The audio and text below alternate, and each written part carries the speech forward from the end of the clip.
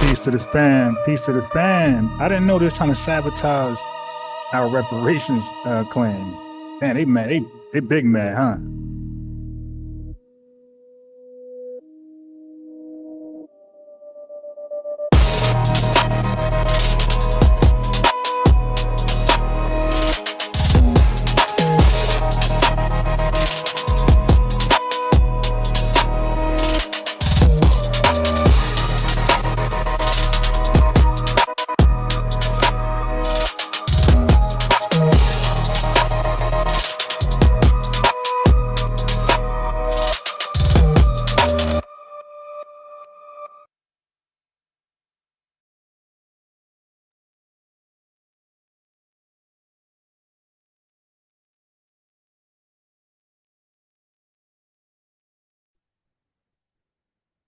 Yeah, man, they big mad and hating. I see, man.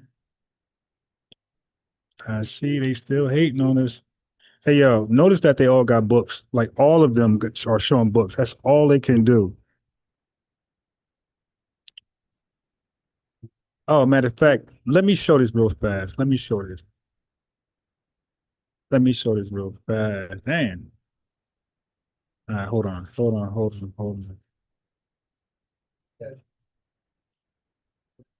Let me show y'all something. Let me show you something. Let me show y'all something. So, because a lot of these clowns be on the internet playing, and they act like a lot of us came out of nowhere. Like we just started reading it. So I got something for y'all.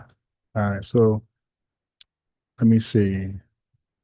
Where's that? You know how you Facebook sometimes show you what you like a memory of like 9, 10 years ago. Okay. So I had put something up. Let me see if I can find it. Because these clowns are always holding up books that they have not, always showing books they have not read. I can't find the first one, but let me show you what I saved just recently.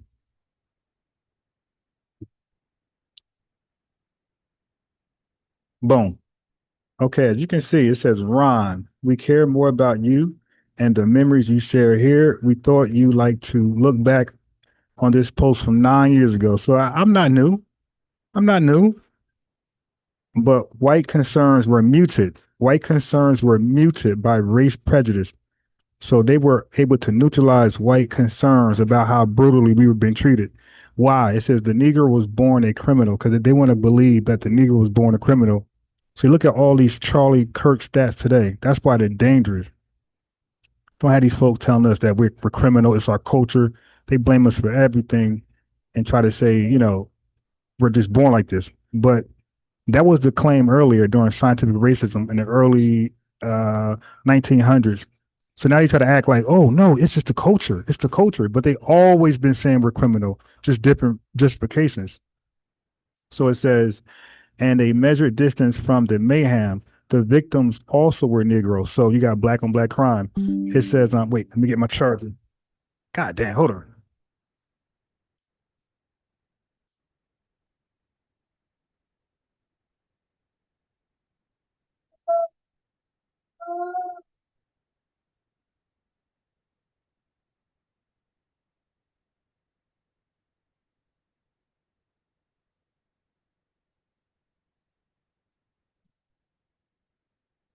All right, let me find my charger. My laptop gonna die on me.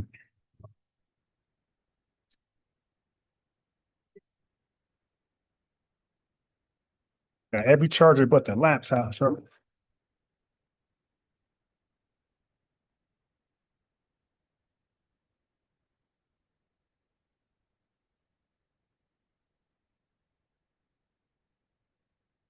not really can't find it. I know it. No, I know I ain't leaving in Panel Bread.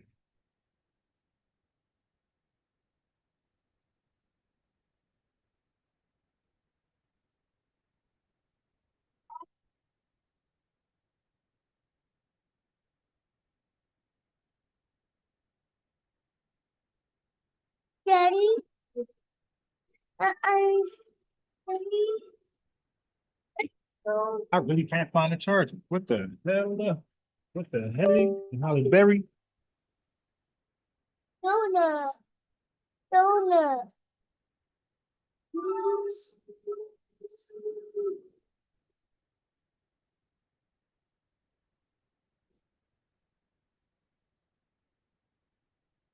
I could have sworn I pulled this charger out. Here, here.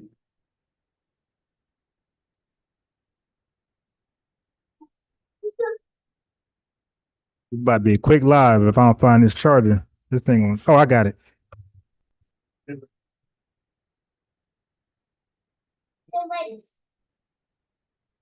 Daddy, I need donut. Don't take me donut. No.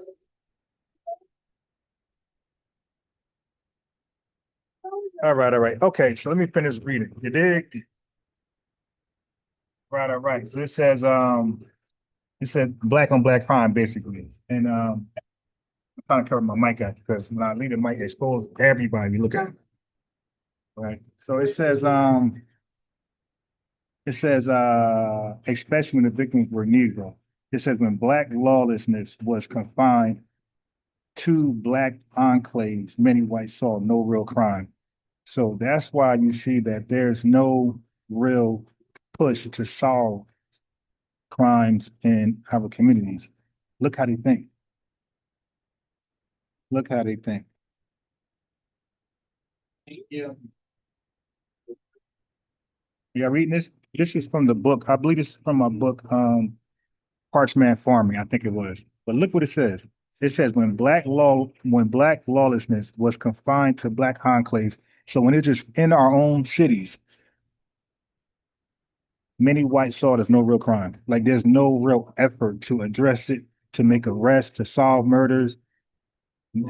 Look how they believe about us.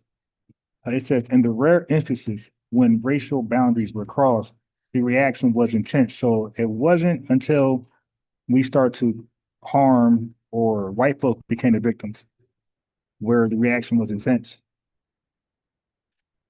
Yeah, man. So you encourage black on black crime when you don't lock anybody up. It says like 50% of our murders go unsolved and 41% in other neighborhoods. So it's encouraged. Like, damn, I got a 50% chance of getting away with this.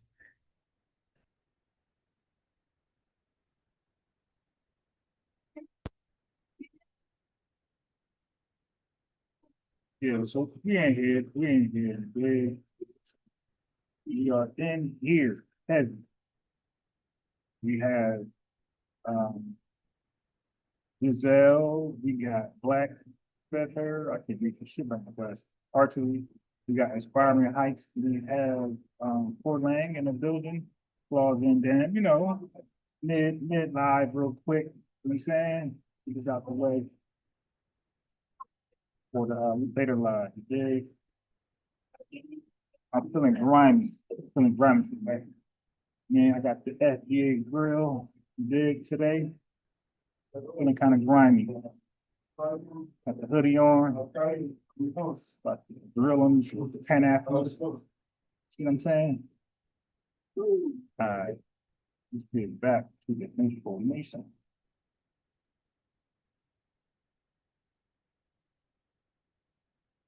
Back to the information. As you know, Cash App is in the building. We got Puddin in the building. Israelite 1865, salute to you as well. Yeah, we about to go crazy a little bit. So somebody gave me this link right here to look at these plans. Now, the dude up the top left, that's Dr. Ray Wimbledge. That's the guy. I think I got his book on reparations, but I didn't know he was a but I didn't well this is when like reparations was a big thing. And I didn't know that there was a global reparations. So when Pan-Africanists, so I'm learning that when Pan-Africanists get involved in the global I'm sorry, when they get involved with reparations, they make it a global piece to kill all legacies buried. Yeah, when they get involved with it, they make it a global thing. All right, so now let's take a look at some of their bulls. in studying our history is our culture. That's right. Afro-Haitians don't have a problem of that. They're proud of that. But some of us have drank the Kool-Aid. They stole our culture in slavery. They destroyed it. That's a part of this ADOS confusion. Exactly. If they Okay. So let me just say right now, they're attacking ADOS, but they're also attacking FBA. Like they're just not trying to give they're trying to ignore FBA. They're not trying to give any attention. Right. stole it, explain to me how is it that the world sees this as one of the great cultures of the world? The popular. So these guys were part of Cobra. So they are literally big mad that when they tried to reparations thing, it was a nothing burger. But when FBA's ADOS popped on reparations and pushed it, it hit. You dig? These old fools are big mad. They didn't have the juice to push this. Popular culture of the world. If they stole it, our culture is African based, with certain things brought in that we needed for our survival. One of which is Pan-Africanism, the other of which is race consciousness, which is all. Okay, stop that. Stop it. Pan-Africanism. What does Pan-Africanism got to do with reparations? As you can see, the Libyan dude earlier, he had he tied in Africans, like literally people outside of U.S. jurisdiction to our reparations claims. Okay, so let me tell you what they're gonna do before they start. They're gonna try to discredit ADOS, really FBA ADOS, by calling it new. And you hear everybody say that. Everybody say, hey man, this is a new thing. It came out of nowhere. But every movement starts fresh. Even when Cobra started, it was new. You dig? When the NAACP started, it was new. Okay, when MAGA started, it was new. But here's the fact they want to ignore. We're new, you're right. But you had 200 and some odd years. Okay, you had a head start of 200 and some odd years. And you haven't delivered checks, policies, or land, just nothing burgers with extra onions and no ketchup. Okay, so they're going to criticize ADOS, but really ADOS FBA, for voter independence. Okay, but Pan-Africanists admit both parties failed us. It's like dumb. So we're just going to vote blindly. Okay, now we're going to quote Darity when we can. We're going to cite the racial wealth gap. We're going to point to examples of cash reparations worldwide. Okay, we're going to hit on and rely on heavy, hard data because all they can do is appeal to the emotions. That's it, because it's a nothing burger that had 200 years to do something. It did absolutely nothing. They're going to say ADOS is divisive. We heard about FBA, we're divisive. Okay, but what's divisive is lumping everybody together and letting the U.S. government off the hook. Okay, bringing us all together. Once you do that, you pretty much drop the reparations claim because these guys don't fit. Okay, then they're going to point at the Pan-African symbolic wins, which are flags and conferences. That's all they can talk about. The first Pan-Africanist conference was in London in the 1900s. Okay, and W. Du Bois attended, and A, B, and C, and we got a flag. Okay, but no material reparations delivered. ADOS, FBA, we're actually influencing policy, i.e. California and HR 40 updates, not just sitting there just to be looked at. They're actually looking at it because of us. So, and then we're going to talk about other folks that dealt with something similar, like Native tribes. They have separate treaties. Japanese internment reparations were for U.S.-based victims, not all Asians. So why should FBA ADOS be different? Why are we going to be for everybody when Native tribes had separate treaties? It wasn't for all Native tribes, and Japanese internment reparations were for U.S.-based victims and not all Asians who entered the country afterward. So it's a bunch of bullshit. But let's get started. Also something that ADOS wants to throw out the window. You know what I mean? Race consciousness. We need to study our culture. And in fact, we need a new African or an African American cultural renaissance that complements the African-centered one. The only thing that was new was FBA ADOS. Okay, that is the evolution of the garbage that you had 200 years in advance to push. It's over. So, I want to just throw that out. I study all this other stuff, but I study my people first. Everybody should. You know what I mean? So that's a little Sister Nadia. Now we're getting into the meat of this discussion. Now, keep in mind, Dr. Raymond Wimbush, he had his chance. He was out here pushing reparations in 2010 and a nothing burger. All he could talk about is HR 40. Congress got to look at it. Congress got to look at it. We have no funds. We have no money. Congress got to look at it. That's it. And, bro, what happened since? Nothing happened, bro. Did Congress look at it? Through Cobra? No, they ignored y'all. Y'all trying to invite Africans that do not qualify. This government they're not paying money to all Asians for Japanese internment. They're not paying money to all Semites. No. You did. Not all Native Americans. They had different treaties. But we're gonna lump up all Africans into our to the debt that's owed to us. Why are Africans got their hand out? And why are we saying, yeah, pay them? What is the gain for us to, what we gonna do? Do a hand job on every African? What are we doing? What is the need to give them something that does not belong to them? What is the need? What joy does that bring to give somebody a piece of yours that don't belong to them at all? You're not getting none of those BP royalties from Nigeria. Or anything the Russians do with Ibrahim Traoré, you're not getting anything from that. When the Chinese went into business with all those African countries, you don't get anything from that. We got our hand out. Hey, give me something. They're gonna kick your hand hard as hell. You pull your hand out for some stuff that they believe is owed to them or what they arranged. And we'll always have the sister Miss D come forward first. So you get to do the honors of starting this thing off. What's the connection between the presidency of Donald Trump? He's going to say African a lot. They're Pan-Africanists. Hey, now he's going to try to link up Donald Trump presidency with ADOS in FBA. He's going to say that we both started at the same time the Trump administration started in 2016, which is a big chase, big stretch. So you get to do the honors of starting this thing off. What's the connection between the presidency of Donald Trump, I prefer to call the Donald, and the right wing and ADOS, which has come into existence at the same time, 2016, as the election of Donald Trump to the presidency? Since their founding, they have launched a concentrated agenda of disinformation that is well beyond the control of these two founders who you can describe. Can you describe the key points of disinformation ADOS has launched and why you consider these points disinformation? There's a whole bunch here, but basically you're identifying ADOS and what you see in it.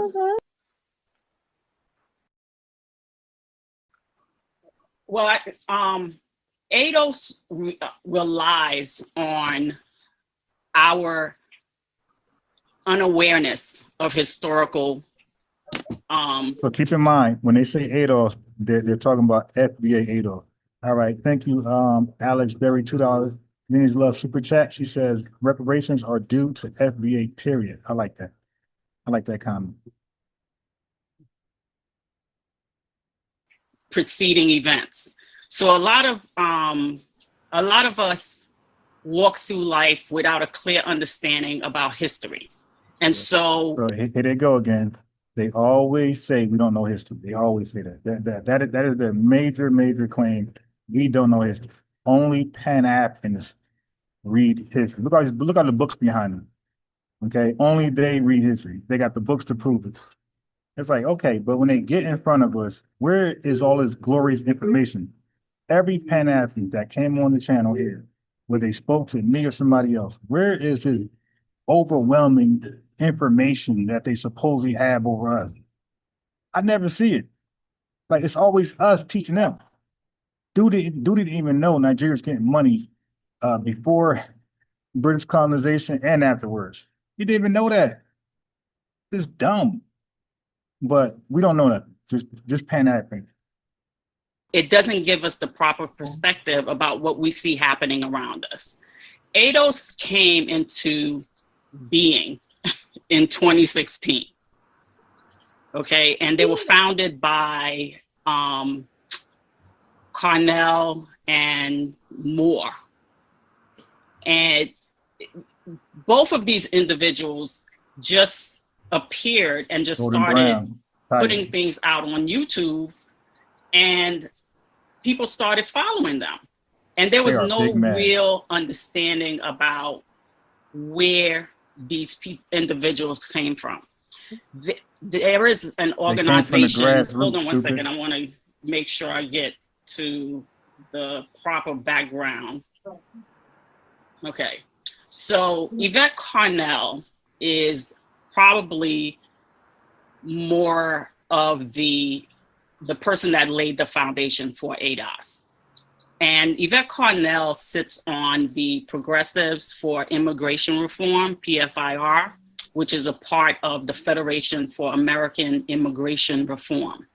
And this group. All right, so let me stop it right there, okay? Because as you can see, that they argue that ADOS, FBA, is disinformation project, and they try to tie it to Donald Trump's election in 2016. This is so garbage. Okay, and they say that Yvette Carnell and Antonio Moore, they came out of nowhere with no real historical basis. But the truth is, ADOS emerged in 2016 because that was the moment when reparations finally broke into mainstream Black discourse. Okay, remember, Charlemagne for Breakfast Club was asking these candidates, I think that time was Hillary Clinton, asking her about reparations. Charlemagne was asking all of the liberal Democratic candidates about reparations. Okay, let's keep it in context. Now movements like these Pan-Africans, they keep trying to take us back to Egypt. Yo, movements don't gotta be ancient to be valid. Black Lives Matter started in 2013 and is globally respected. Like everybody, I mean, you know, they botched, they did some crazy stuff at the end, but when it was going on, you know, it inspired so many other organizations to get busy. Okay, so ADOS FBA built on decades of lineage-based demands dating back to Cali House, Queen Mother Morgue, and HR 40. But they keep acting like because it ain't 2,000 years ago in Egypt, or if it ain't in the 1800s with Martin Delaney, or in the 1900s London conference, Pan-Africanism conference, then it doesn't count. It has to be 300 years old, 2,000 years old for it to count. Anything new is just nothing. Was started by an individual named John Tanton, who is a white supremacist, nativist, white nativist, and he's also a supporter of eugenics. Now, there you go. His rhetoric is always around immigration reform that keeps out Black and brown people. You see this, right? So they're mad at, and by the way, all of our early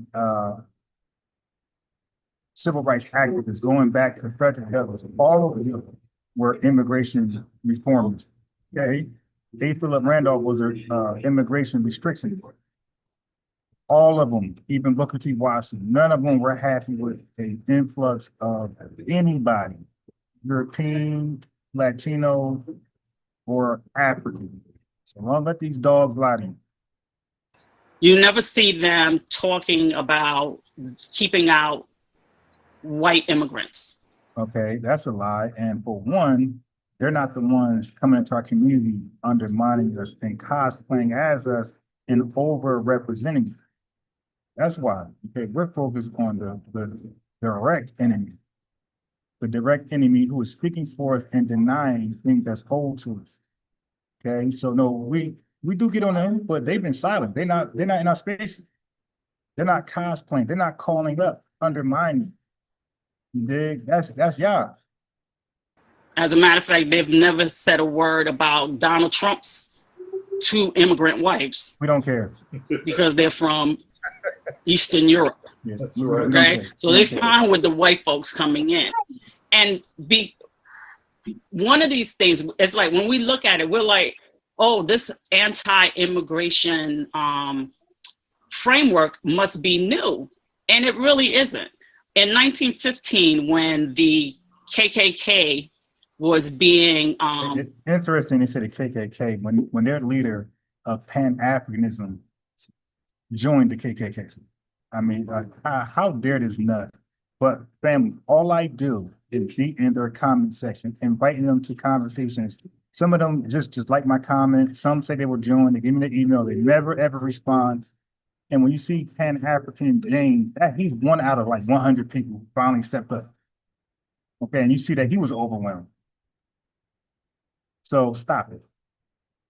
rebirth, so to speak, they began pushing an anti-immigration agenda, particularly for non-white Europeans. 512 They didn't Southern want Bell, a long time. anybody coming into this Yeah, country. and he said something very clever, 512. He said whites don't immigrate at huge numbers because their countries are in chaos. That's a great observation. Who are not white. Commando Spawn says they are all fleeing. They sorry asses all over the damn place. Let me give you a lineage rank to make sure you're a moderator to the channel. Just subscribe, like. Normally the late evening crew likes the live. I don't got to get on y'all's morning crew, day crew. Let me just peek at it real fast. And here we are again, facing the same. All right, late crew. Y'all getting as bad as the day crew, but this is going to be a part one. I'm gonna do a part two. I'm gonna be on here for good, maybe another 30 minutes, 30, 40 minutes. Then I'm gonna do a part two at like 9:30 of this. These same characters. Same idea of keeping out black and brown people, but this time they've assigned blackface to it. You hear this? Yo, listen, take your ass home, okay? Take your ass home. This, you're speaking to the choir, right? Deaf ears. You don't give a damn about the black and brown stuff, all right? That's right. So now we have two black individuals who are pushing a anti-immigration reform. No, we're actually saying there's too many of them coming in, and there's not enough jobs, not enough programs, assistance for us. And all they do when they come over here, because most of them are poor, okay, or not most, let's say a nice percentage of them, but that's too many, too many. Now, if they're going to come over here with education and money already, we got no problem. Not like that. We got a problem, but it ain't that crazy. But if they coming over here poor, where they got to seek out the assistance programs, that's limited funds. That's for us. That's a huge problem. And they are doing it by appealing to one of the major weapons for us is ego. So it's like, okay, all right, okay, word enough. Okay, so she's claiming Yvette Carnell is linked to PFIR, Progressive for Immigration Reform, a group tied to white nationalist John Tatton. Now you heard her say that. She said that. She said that Yvette is linked to PFIR, Progressive for Immigration Reform, a group tied to white nationalist John Tatton. Okay, then she argued ADOS is essentially blackface for white supremacist anti-immigration agenda, right? That's how they argue. But check this out. Let's say if, first of all, I don't give a damn white supremacist led or not. If that thing, if ICE could be white supremacist led, I don't give a damn. I agree with ICE. So there's some things that I agree with, no matter. Donald Trump could run some things. Donald Trump is pro 14th Amendment birthright citizenship. He might be a white supremacist. I don't give a goddamn. Donald Trump is acknowledging that we built the country. White supremacists are not. Truth is truth. You feel me? So that's not going to work. That's not going to say, hey, a white supremacist said it, so it's bad. No.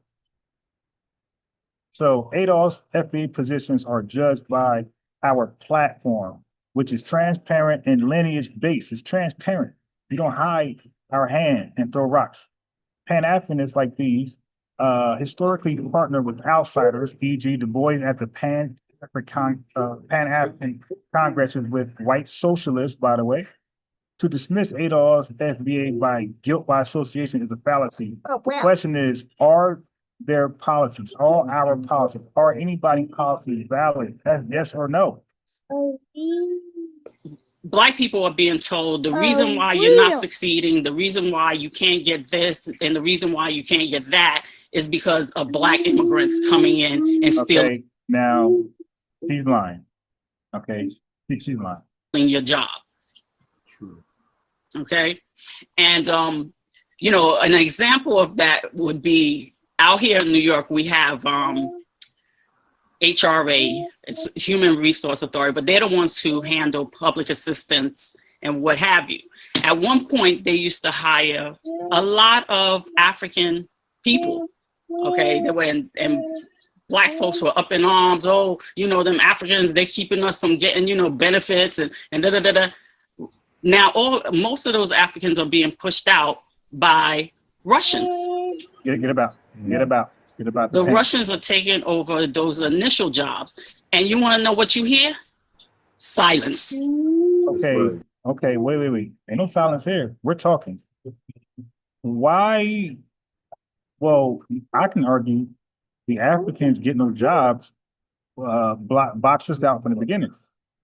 So now that we're boxed out, anybody can come get it. You can replace Africans for Russians, replace the Russians for Latinos, replace Latinos for Asians. See, once we're boxed out, it don't matter now. Who gets it? We don't care about which country gets it. We care about the fact that we're boxed out and we're not getting it. That's all that matters. We don't care about what face, what ethnic, what country is getting it. It's bullshit. And all of them should have to step back, and that should be ours, or some of it should be ours. So, no, we're not silent. We saying all y'all got to kick rocks. All y'all go back to your homeland. There are no complaints. No one is talking about, oh, we can't get these jobs. Like you said, all those people working in those spots, they all need a root work. The city because they keep hiring all these Africans. Now they're hiring a whole lot of Russians, and none of you are saying anything. No, we're saying the same thing. All y'all go back. And this is the type of scenario that ADOS is pushing. It's creating this opportunity for us to separate and disenfranchise one another from one another and never put ourselves in a yeah. AB was. I read your comment, and not everybody is stuck, right? Because you got some old people who are stuck, and older people who are stuck, and some not. You got some young fools that stuck, locked in some bullshit, like her. She's not that old, and she's locked, right? So we want to connect with people who are not locked, not locking themselves out of being on code with the lineage. They'll be peace, Noki. So it's a breath of fresh air to hear that you're on the right side of history. So let me give you a lineage wrench, make you a moderator, like the video. Even though people are not liking the video, you need to like the video. Place where we can challenge the system of white supremacy. So it's very hard to really get into like a prolonged conversation about ADOS because it really has no historical place. It's 2016 that y'all hit the road, and then it's like all of a sudden you supposedly have all of this influence. And when you look at the people who are pushing their influence are people who benefited from the almost the global oppression of all Black people. The KKK never goes to Black folks and say, oh, you born in the United States? Okay, we won't lynch you. It didn't matter where you came from. Oh, here we go with the cop analogy. This is terrible. Now it's the KKK analogy. You Black, you African. Uh-oh. Now all of a sudden they got Africans talking about oh, I'm a descendant of slaves. And I swear in 2015, or whenever that Harriet Tubman movie came out, and black folks were like, we tired of slave movies. Now all of a sudden, you want to base your identity on slavery. Oh, he must be a tether. Happy birthday. Good point. Good point. So that, in a nutshell, that's all you can really say about ADOS. They have no real historical lineage. They have no grounds. They have no longevity. They have. We're not ancient like Egypt. There's really nothing there. Yeah, and you're saying that. What? It's weird. Yeah, and you're saying that they just came out of nowhere, and then you're showing the financial connections to them. Could you just identify a little bit more some of the key points of disinformation that they push? Some of the, you know, what you would call the ADOS line, in addition to what you've already said. Careful.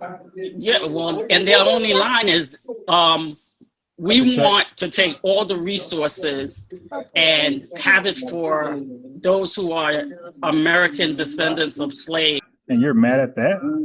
What the I mean, yeah, you heard she just said she's mad at us wanting what's ours. We want to take all the resources and have it for those who are American descendants of slaves. Okay. And not let any other African have a part of it.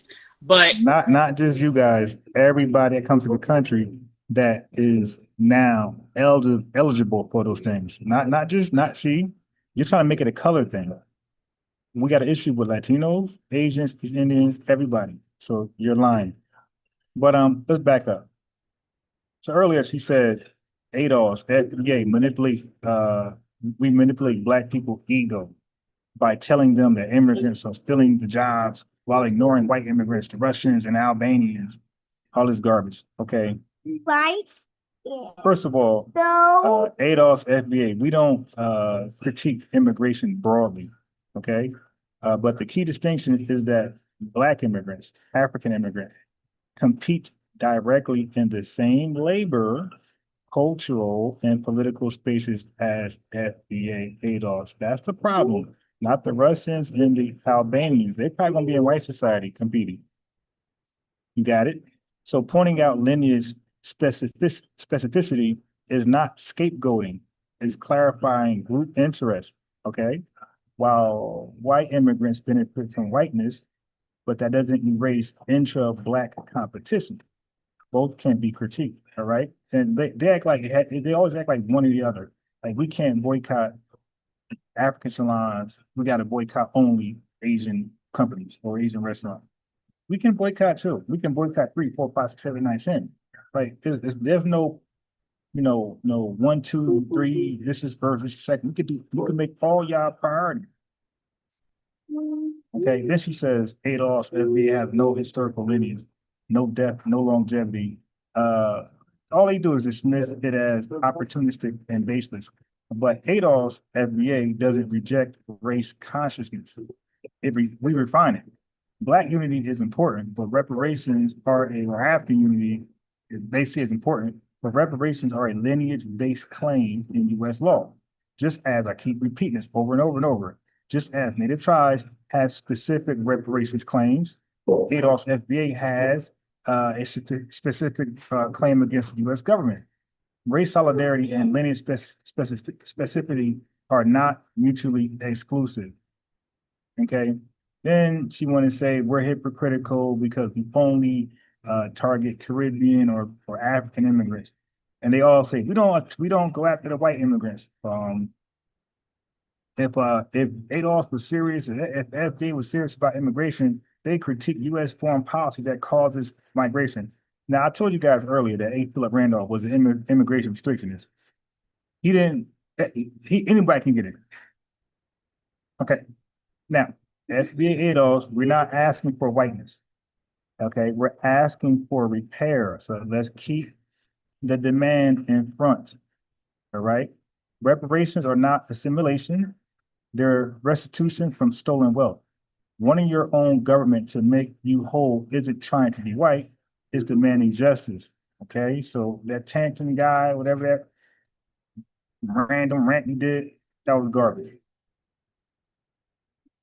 You're not saying that about the Russians who are coming in, the Albanians who are coming in, the white immigrants that are coming in and having jobs. You're not going after their places. So it's like if you was a true advocate against this whole immigration piece, then you would have a full agenda. Because immigration happens when you have the I hate when that happens, man. The Pick on the tab. Foreign policy of this country destroy other people's country, which forces them to migrate. So if you really want to address immigration, you need to address foreign policy, and none of them do that. And Nadia, I think another thing that's very important is that I am surprised. I've talked to several ADOS people, and they don't even know who really. They see Yvette Carnell, Antonio Brown, whatever his name is. More. I'm thinking about the football player. They see them, but they really don't know where their money is coming from. When I start telling ADOS people, did you know that Ann Coulter, you know, the little skinny white chick, you know, with the big Adams. Okay, wait. Let's talk about Ann Coulter. Here she is.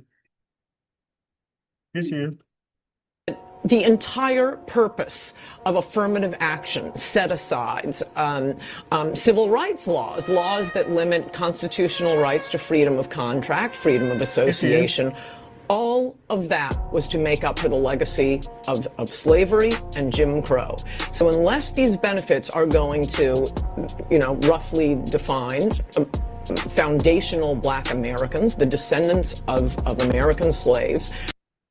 You talking about that Ann Coulter who could give us our flowers? Okay, proceed.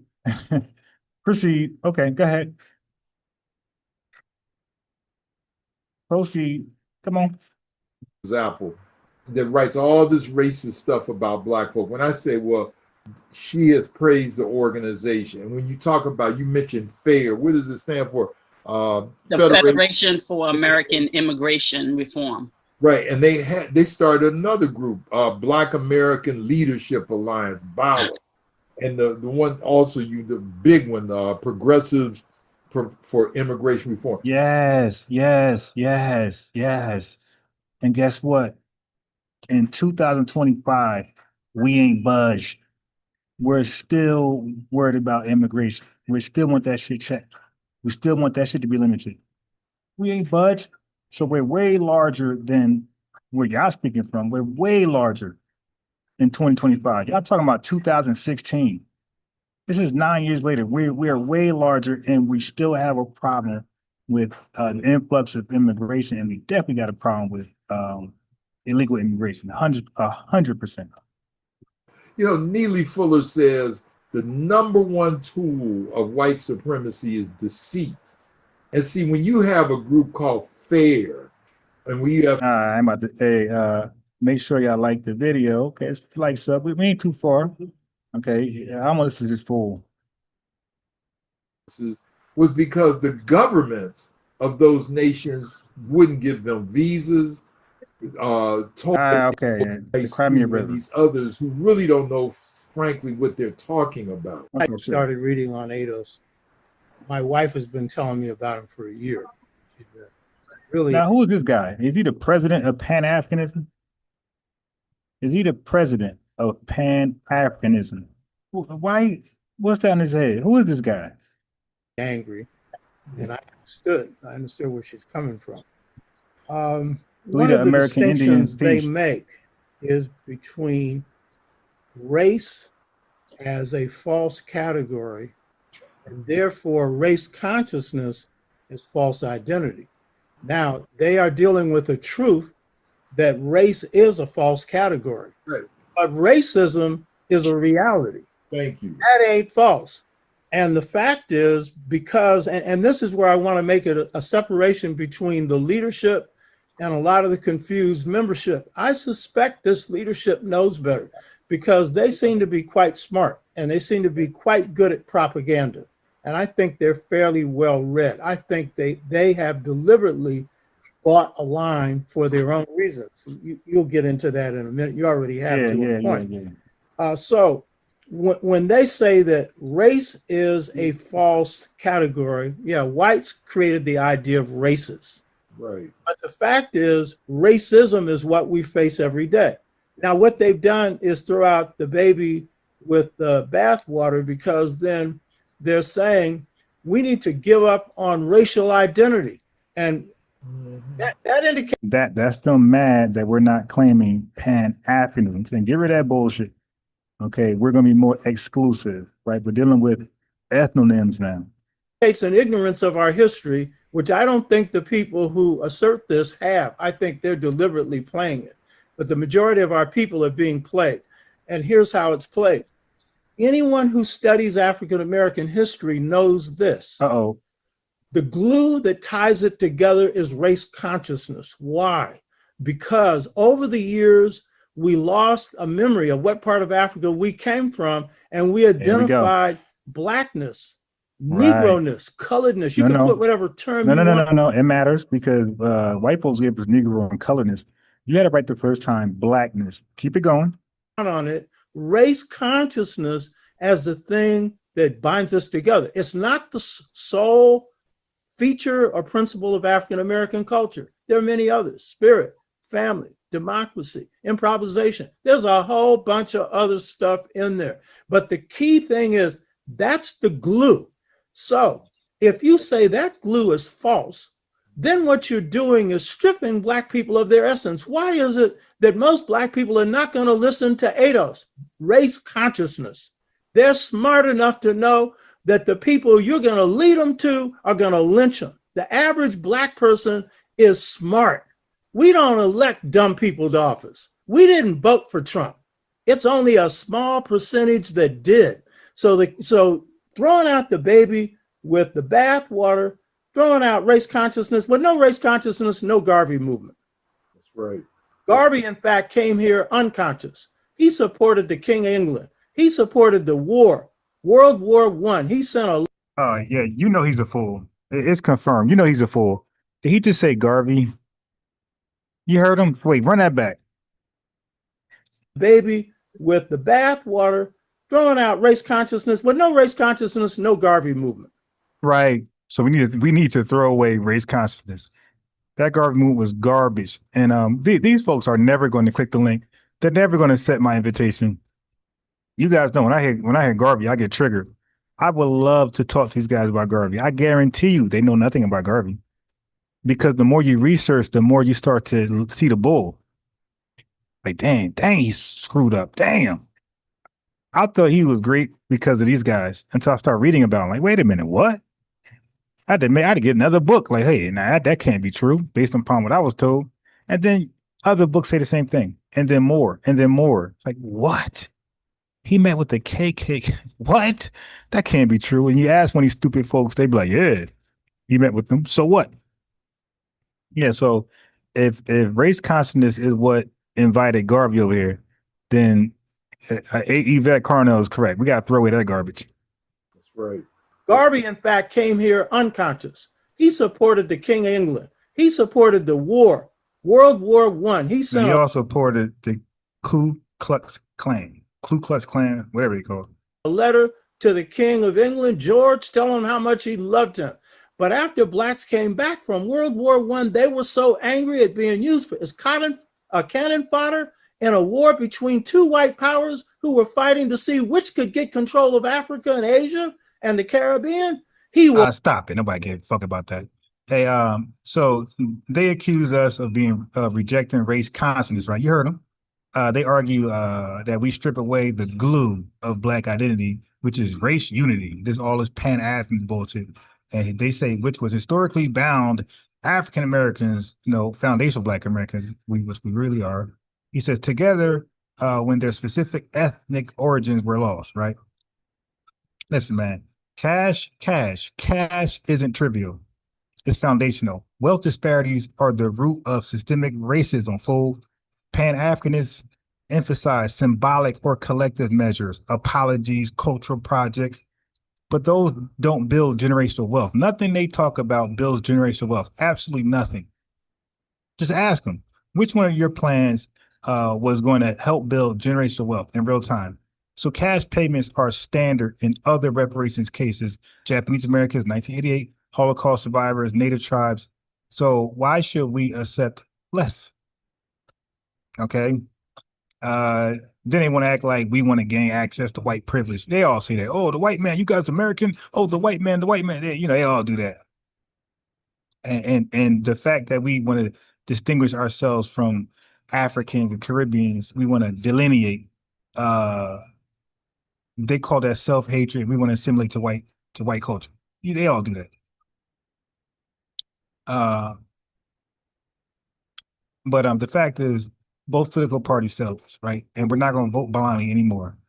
Okay, so criticizing Democrats it does not equal we support Trump or MAGA. That's what they say. The demand is for policies that materially benefit FBA Adolf's lineage, no matter which party delivers it. We don't care. It can be Republicans, it can be Democrats. We don't care. Pan-Africanists misrepresent independence as betrayal. They're clowns. This dude's a clown. Woke up. Black people woke him up, and then he woke us up. I'm not knocking Garvey. Garvey's my first master. Malcolm's my second. I wear a goatee. Yeah, that's what they do. Garvey's our leader. They make Malcolm X our leader. Okay, that's what they do. Garvey is his first master. So we know this dude's an old fool. Malcolm. I learned economics, how to build businesses. I'm pretty good at that, by the way. I'm one of the few nationalists good at business. Y'all know that? I don't believe in broke.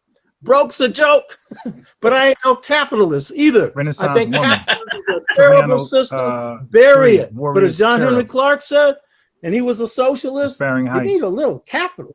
Being broke just ain't a good thing. So the thing, and by the way, they're getting their money through their enemy. So the key point is that's false narrative. Alexa Berry says she's lying. I work at HRA in NYC, and they're being removed at my location because these Africans were ringing a bell when they needed something, not a phone call, email, nothing, a bell like in a motel. Oh, man. And so what are you left with? The rag that they call the flag, the red, white, and blue. That's all you got. You hear me? What a joke. Yeah, this guy is the president of Pan-Africanism. Okay. But what? A check? And guess what? A check is only going to take care of you for a minute after you buy your Rolls Royce. You see, look, they're so mad at the cash payment demand. They're so mad at the money. That's because they can't deliver it. So it's clever for a fringe movement like this to speak down on cash payments because they were too cowardly to ask for it because they thought it could never happen. They didn't think they had the power to demand and influence such a thing. So now that we have the audacity, the bravery to say, nah, we want to get paid. Screw all that intangible stuff. We want tangibleness. We want tangibles. They're like, damn, they bold as hell. This ADOS, this FBA, they bold as hell. They're jealous. Instead of getting behind it and pushing it, this is what happens, man. They're jealous. Instead of getting behind us and pushing it like elders are supposed to do, they're trying to rip it apart and reinsert their nothing burgers. A white woman. And by the way, let's get the likes up. We had 60 likes out of 95 people watching, and everybody are warning you in about 20 minutes or maybe 30 minutes, I'm gonna end this one because we're gonna leave and go home, right? But I wanted to get started. So part 2 will be underway once, like I said, 10, 15, 20 minutes, part 2. So pull back up, get your coffee, get your hot chocolate, get your popcorn, get your whatever puts you to bed, get a nice pillow. But I'm going in. Broke. So I'm gonna do the Tariq versus Jared Taylor tomorrow. I was gonna do it tonight, but I'm gonna keep it going with these clowns trying to undermine and sabotage our reparations claim. Now, I didn't know this stuff existed. I knew it'd be some like talking, some like hating, but I didn't know they were really trying to put together articles and publications and really trying to undermine us like to the umpteenth degree. I'm sorry to go off. Bob, LL, peace, fresh go no always. problem. I wanted to add in that Yvette Carnell has a one of her earlier videos where she's talking about why it's beneficial to identify as ADOS and to pull away from the larger African identity, is that they are looking and striving for white privilege. You see this? That this is the best they can do. Is try to align us with white privilege when we know their first global leader, Marcus Garvey, met with the KKK. They just can't shake that off. They can't shake it. They can't explain it. It's stupid. And ever since then, they try to align us with white supremacy, MAGA, alt-right, and it doesn't go anywhere. Your leader literally met with the Klan and did deals with them, and then praised the Klan and said their book were great. Like Marcus Garvey praised the Klan's writings. Like this dude was glazing the Klan, and they got nerve to try to align us with white supremacy and culture and whatever else. Stop. This is why they don't call in. If they somehow convince themselves and base it, and ultimately everybody pulling up, like the video real fast. Thank you. Convince whites that they are somehow different, because it's like that's their push, is that there is a fundamental difference between the American descendants of slavery and all the other Black folks out there. Yeah. And eventually they want to access white privilege. This is the best they can do, Right. family. Comment there. Many observers on this show have gone. Yeah, that sounded dumb, and you're not a great speaker on top of that. Like, you sound like you really had too much to drink. I'm dead serious. Like, she doesn't sound like well thought. Her thoughts are not well thought out, not well planned. She's struggling to make a complete sentence. Through, go up there and tell her to turn it on. Many of all those books that they got in the room, and don't read them. I mean, all these books are books you cannot buy from Amazon. Like, they literally just wrote them themselves, and they just swap. They just do book swaps. All these books they wrote themselves, or they got it from somebody else around the country that wrote these books. These are all like self-published authors. People have gone through, who are watching this, a series that I call the Sixfold Stages to Mental Freedom. And these are stages of awakening. And you will note that the first stage is called assimilation. That is where you take on the identity of your oppressor. Now, whether... Okay, so calling ourselves the obvious, we're American, but we're taking on the identity of our oppressor. Okay. The founder of this movement has actually taken on the identity, or just identifies with the greenbacks. I don't know. But so family, I want y'all to key in. You see, before they attacked Tariq Nasheed, so at this point, Tariq Nasheed was coming up with FBA, but he wasn't as established and polished as ADOS at this point. Remember, Tariq Nasheed was promoting ADOS, and he was just now leaving ADOS and coming up with FBA, right? So he was not on anybody's radar. So family, this is very important. You're seeing that all the eyes and the hatred was first on Yvette Carnell and Tone Talks. Right before Tariq Nasheed signal boost to FBA, and that blew up. And then he became the target. But family, you see, it's all, they're not talking about Tariq Nasheed at all, because he just started saying FBA at this point, and it's very small. He just started saying it. It's very small. It didn't grow really big yet. And all of the hate and resentment, all the hate and resentment is directed at Yvette Carnell and Tone Talks, but really Yvette Carnell. And as soon as Tariq Nasheed blew up FBA bigger than, as far as name and notoriety, bigger than ADOS. Now he's became the focal point. And look, at this time, FBA is in existence. I don't want you to believe this. This video is 2020. Let me show you. Okay, so make no mistake, FBA is in the building. Okay, this is 2020. So there is a such thing as FBA. All right, but as far as their research and their mind state, FBA ain't really reached they didn't reach their desk just yet. So they're focused on Yvette Carnell. And then once FBA blew up, then Tariq Nasheed became the focal point, and they stopped getting on Yvette so much. Ain't that crazy? The key point is, for those who sincerely believe this is a profound indication of self-hatred, because what it indicates is you have stepped out of your own identity. And if you are not clear about who you are, you don't know where you are, where you've been, or where you've gone, and anybody can use you. So I'm just pointing out, for the people who are being used by this, don't fall for it, but you have to wake up. You have to do what Dr. Winbush said, read, so you know who you are. Now I wanted to get into, so this is good. Dr. Winbush, can you describe who supports ADOS? Some of it has already been covered, but there may be more. How has it been captivated by a small but influential sector of Black people, including Ice Cube?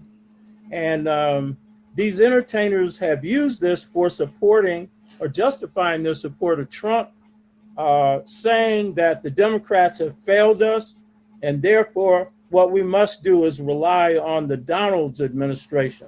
Some celebrity apologists have even gone so far as to say that Trump is a greater president than Obama, who he despises, who Trump despises. What do you think is behind this kind of support for Trump? Well, again, if you, as Nadia pointed out, you got these two groups, the PFIR as well as FAIR, these anti-immigration white supremacist group backing them. Keep in mind that one of the things— Yeah, they are so mad we're not pro-immigration, because whatever the deals they did with Africans is flopping and they can't deliver. And they are so mad at us for that reason. They're blaming us. That ADOS says a lot of, they use the hashtag tangibles, saying that if we don't get reparations, so then they start. Now, at that point, he's clearly talking about FBA. So, family, you see, they know FBA is in existence, but they're making Yvette Carnell the fall woman. Tangible. ADOS says a lot of, they use the mind, and one of the things that ADOS says a lot of, they use the hashtag tangibles. That is not ADOS, that is FBA. So family, don't fall for that. The ancestors piece. They are using ADOS and FBA interchangeably. So I don't want y'all to fall for that. Oh, they talking about Yvette Carnell, ADOS. No, they're talking about everybody. Tariq Nasheed and Jason Black and Dennis Sperling, you and I, they're talking about all of us. They're using both acronyms interchangeably. ADOS did not do the hashtag tangible. That was FBA. So one more time, they're using both of us as one interchangeably. ADOS says as well as FAIR, Alicia Hill, these peace. Anti-immigration white supremacist group backing them. Keep in mind that one of the things that ADOS says a lot of, they use the hashtag tangibles, saying that if we don't get reparations, so then they start attacking the reparations struggle. That's where I've had some problems with them, but we'll get into that as well. But if they say tangibles, they're saying if the Democrats don't support reparations, don't vote for them. So it's a very clever voter suppression tactic to give. He calls it voter suppression. Black folk not to vote. And I've seen on social media a lot of Black people, they're not even affiliated with ADOS. I ain't gonna vote because they both crazy. I ain't voting for either one of them. That's what ADOS wants. Okay, so now they're trying to present a lie that we're in like the Republican pocket, but they are clearly in the Democrat Party pocket. Why? Okay, so if what you're saying is true, then when we say don't vote for anybody, how is that helping the Republican Party out? When we say, hey, hold your vote, it's you guys that's saying vote blindly, just don't vote red. That's you guys saying it. Specifically the white supremacists that are backing ADOS, that's what they want. So they know that if they can suppress the Black vote, step one, then get Donald Trump reelected, step two, they can accomplish step three, which is the anti-immigration laws that he has already implemented and going to go further with. So, oh yeah, we got it. Yeah, I agree with that though. I mean, it's an insidious movement because there's so many levels to it. But the primary backers, as Nadia says, have been PFIR and FAIR. There's one video of Yvette on YouTube, poor thing. She's actually wrapped herself in the American flag. What I call as you call, Baba, the American rag. Baba. There's always a Baba. And you hear they call it the American rag. I'll tell you, these guys are anti-American. Okay, and that's what it comes down to. They're RBG to the core. They're Pan-Africanists, and anything that remotely debunks Pan-Africanism is automatically not for them. So he's mad that Yvette Carnell was embracing her culture, her nationality. The red, black, and green of Garvey or anything like that, but the red, white, and blue of our red, black, and green, as you call, Baba, the American rag. Not the red, black, and green of Garvey. Hell no, we ain't wearing that rag. Or anything like that, but the red, white, and blue of our oppressors. And she, as Nadia pointed out. So family, listen, we could be spot on right as we are, but they would never give us that because he just said it. It's either RBG or nothing. And they look at the American flag as a complete op of the RBG rag. Okay? So they believe both cannot exist. So no matter what we're talking about, the fact that we're representing red, white, and blue, and we are emphatically not representing that rag RBG, this is why they had the stance they had. I hate to say it, but it's almost like we want white privilege. We don't want to be connected to Africa at all, at any level. I argued with one because, there's an organization. Why would we? I mean, like, that's interesting. So you don't want us to connect to our Americanness, but you want us to go overseas to connect to Africa? Like, bro, there's no connection, bro. That's like the online, the internet, and Macaco. There's no connection. In the Caribbean called CARICOM, and they're pushing for reparations too. And they have said to me, well, Winbush, if CARICOM is pushing for reparations in the Caribbean, you should be supporting ADOS here in the United States. Yeah. Okay, so he says FBA ADOS, we suppressed the Black vote by telling people no tangibles, no vote. That's what he said. Okay, which they argue is just a Republican voter suppression in disguise. Okay, they're trying to align us up with white racists when their leader, they keep saying Marcus Garvey, he literally aligned, like they're trying to make us align with white supremacists. That's their imagination. When their leader literally met up with the Klan and praised them and glazed them. So anyway, international solidarity is valuable to some people, but reparations must be nation specific. CARICOM is right to demand reparations from Britain. Okay. And ADOS, FBA is right to demand them from the US. Okay. The injury was distinct. And so is the claim. Pan-Africanism dilutes the specificity that makes legal cases winnable. Okay. When it comes to CARICOM, they're not going over there, family. When it comes to CARICOM, asking for reparations from Britain, they're not going over there diluting that and say, nah, all Africans are attached to this. But they're doing it with us. They're sabotaging our claim by keeping the whole the Caribbean and whoever else. These clowns, man, just ops. United States. The fact of the matter is that CARICOM and NARC and COBRA, we're all working together, but they don't choose to say that. I mean, sir. And yo, and COBRA, we all know that's a nothing burger. I went to their website, showed you that website is all over the goddamn place.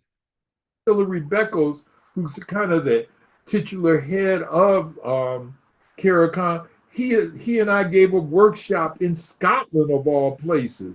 And Africans from Europe were talking together about the issue of reparations. So ADOS is a big white lie switchblade that has penetrated, I think, as I said earlier, because we don't read. If we would read more about we don't read. We're just dumb FBAs. We're dumb ADOS. We're dumb Friedman. We don't, all these books behind them. He read all of them, okay? If we just read all these books behind them, we'll be Pan-Africanists. History. And read how white supremacy, those. Hello to Myra Chan. Myra Chan, how are you? She said, love you, black people.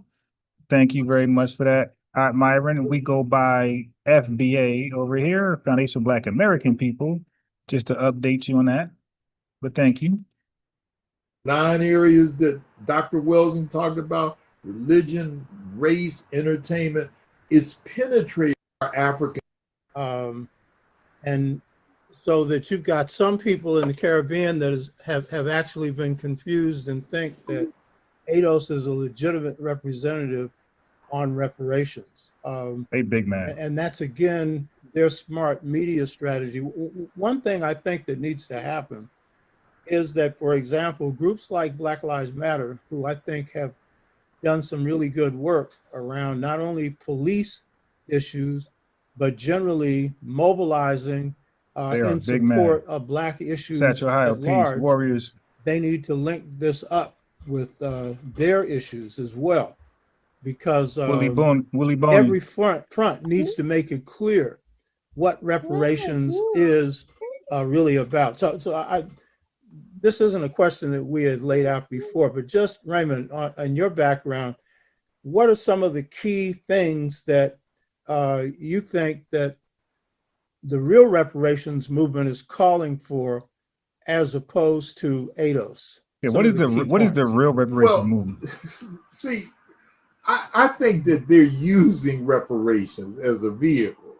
You know, it's like, I mean, you could say, well, they influenced Ice Cube. They had some, Gavin Newsom out your way in California signed that legislation to set up a commission, and they're owning some of that stuff. But in reality, they're really pushing the agenda of voter suppression and anti-immigration legislation. Reparations is kind of like a vehicle, So, and if you notice, as Nadia so brilliantly pointed out, ADOS only started in 2016. Okay. And this so-called hashtag of tangibles came after FBA. that. Right, that's FBA. And it was a way of like saying, okay, we know that Black people want reparations. Let's make that a divisive issue among Black folk. And at the same time, we know white people don't want to even talk about reparations as much as Black folk. So let's make that. So it's kind of a vehicle to further divide Black people and to alienate white people and stuff. I mean, it's a matter, of being very confused about several things that are legitimate struggles within the reparation movement. So if you say, what is the overlap? They're calling for reparations, but, and it's most of the reparations that they're talking about is cash payment. One of the people, maybe I shouldn't mention his name, but I think I should, is Sandy Derrick. They are big mad at Sandy Darity. Oh yeah.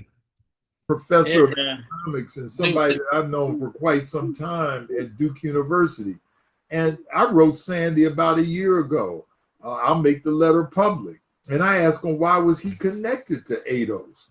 And so if you read Sandy's new book, which I have, he says that black folk are owed $6.25 quadrillion.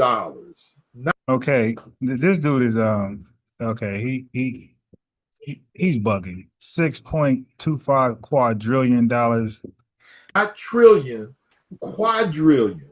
There ain't that much money in the whole United States. And so it makes the movement look ridiculous to say, first of all, you ain't gonna give black folk no $6.25 quadrillion.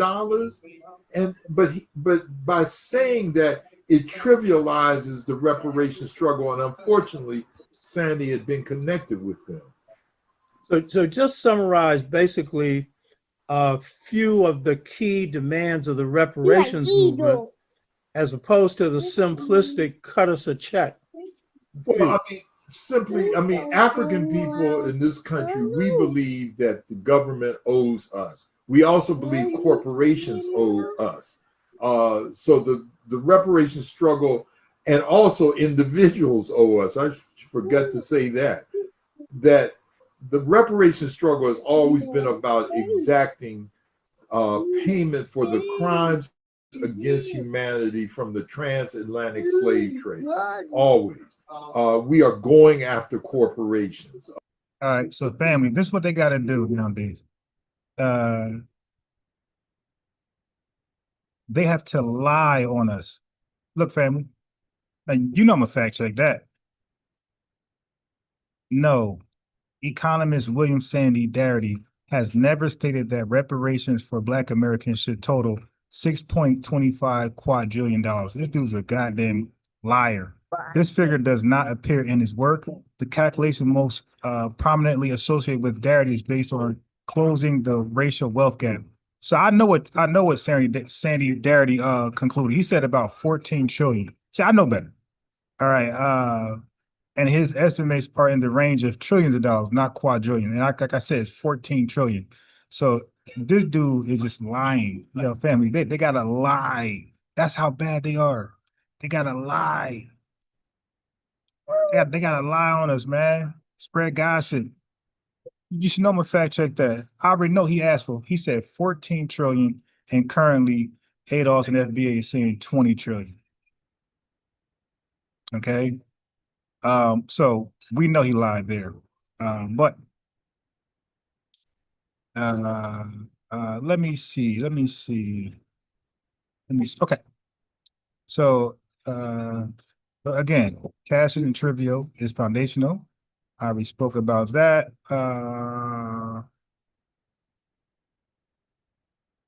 They have a problem with cash payments, and oh well, they suck it up. Pause. You probably are familiar with Deidre Farmer Paleman's lawsuit in 2005 in the 5th District in Chicago, in which she sued 22 corporations. Wait, go back. Going after corporations, Atlanta, payment for the crimes against all of us. I forgot to say that the owe us. So the reparation struggle, and also individuals owe us. I forgot to say that the reparation struggle has always been about exacting payment for the crimes against humanity from the transatlantic slave trade. Always. We are going. Fabrication Unlimited, one piece. One who is unaware of the trout must look to illusions. Facts.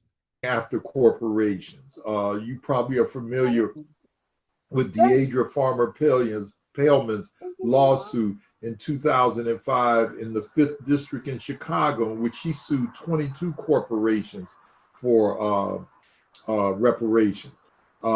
Aetna Life Insurance, for example, you know, that used to have insurance policies by slave masters on their enslaved people. So in other words, if one of their enslaved Africans broke a leg, the so-called master would get a payment. Just like if I wreck my car and I've got insurance, I get paid for the damage done to the car. So she sued there are governments right now. We've made major victories in Evanston, Illinois right now. That city is now paying reparations to its people. It's happening also in Asheville, North Carolina. And again, it's getting ready to happen in Washington, D.C. I'm not free to talk about all of that now, but it's going to happen in Washington, D.C. So it's simply, when we met in the World Conference Against Racism in Durban, South Africa in 2001, we said that we declared the transatlantic slave trade as a crime against humanity, and always was, which was the crime against humanity. They keep trying to give it a global claim. It's not happening.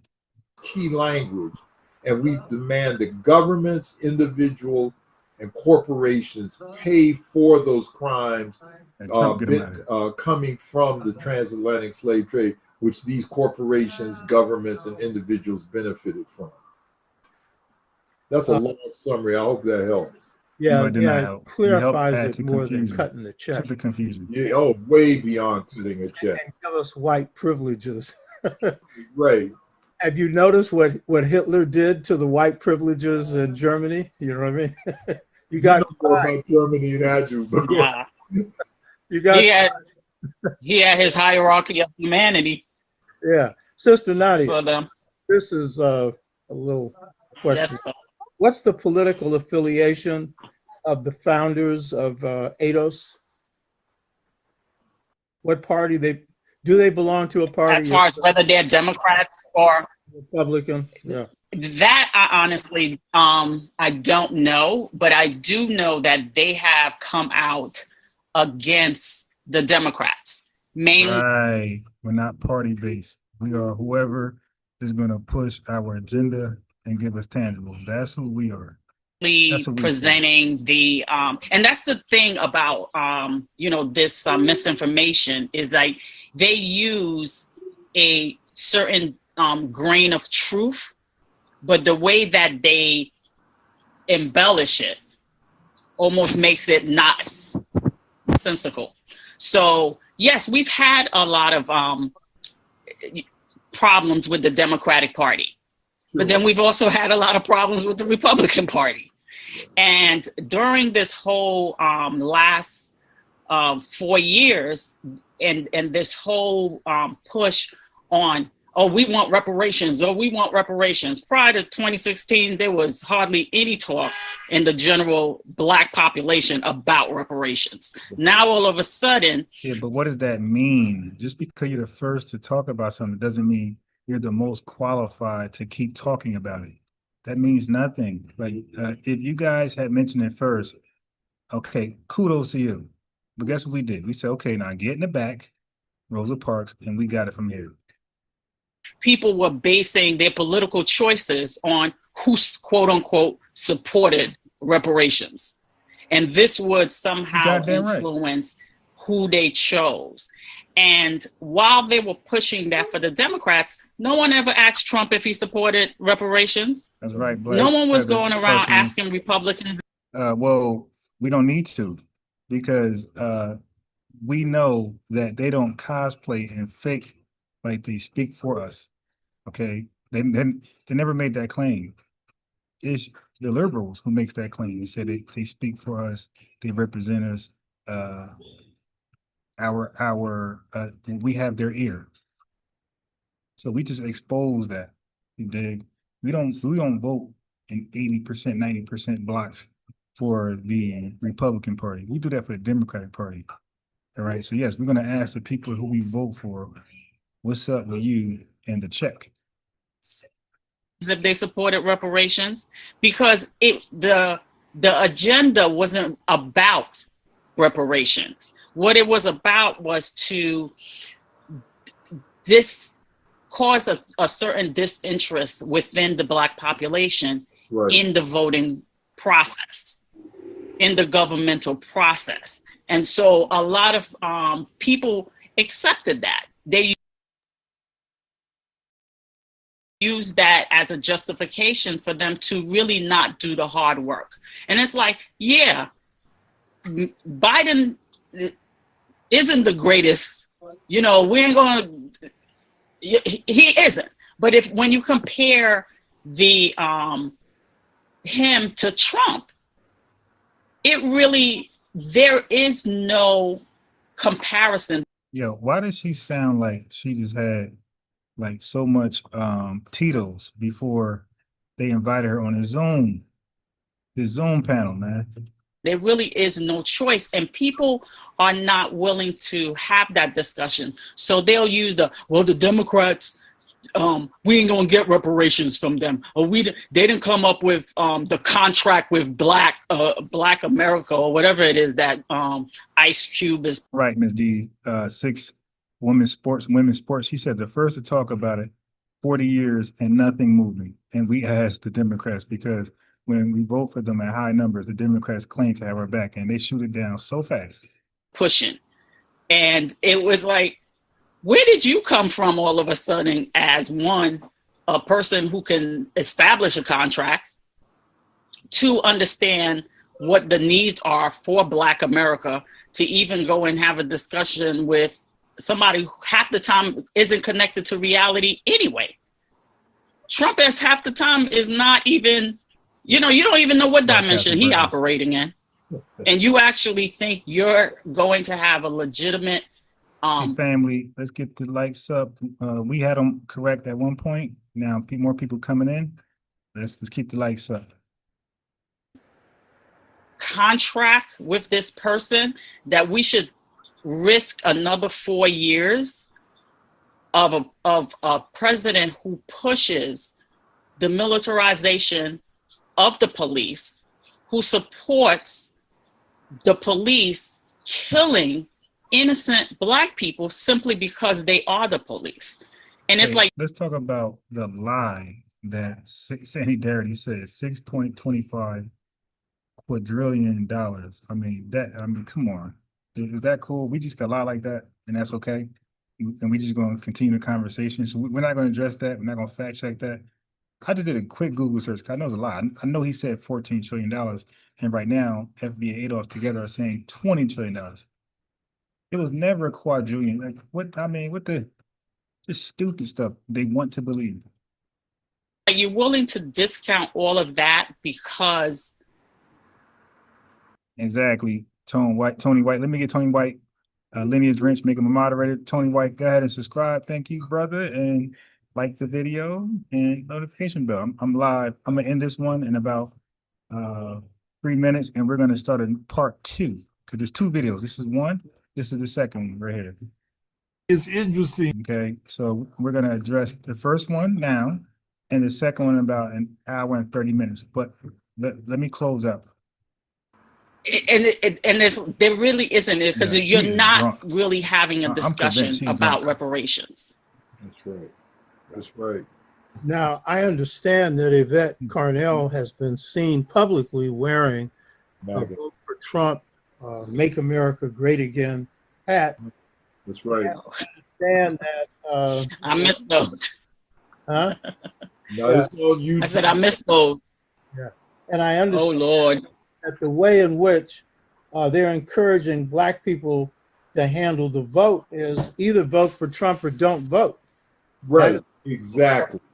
So clearly, they are supporting the Republican agenda and the Republican Party. And I'll just say this.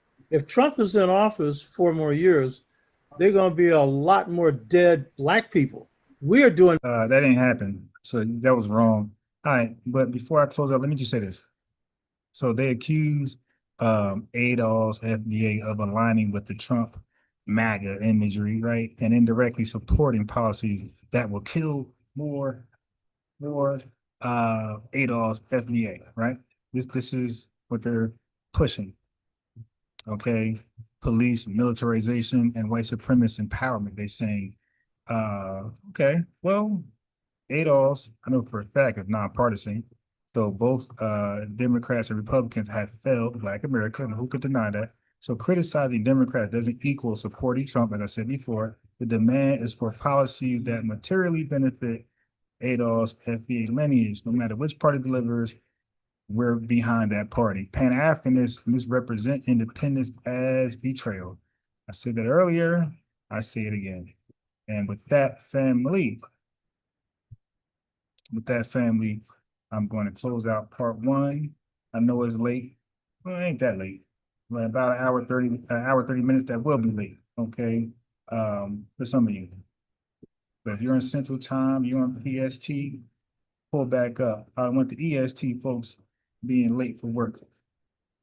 If y'all can watch one eye open, one eye closed, and pull back up an hour and a half, and we're going to tackle part two. And then tomorrow, we're going to address, we're going to fact check the debate between Tariq Nasheed and Jared Taylor. I did a review some months ago, but I didn't do a fact check. We're going to do a fact check. Hey, man, peace, family. You know, it's all love for the lineage. There's no leader, no matter how these folks want to lie and spin it. The code is the leader, and lineage is the leader. Okay, we must delineate, and delineate just means we must be precise who we are, different from everybody in the world. Peace, peace, peace to the family, to the lineage.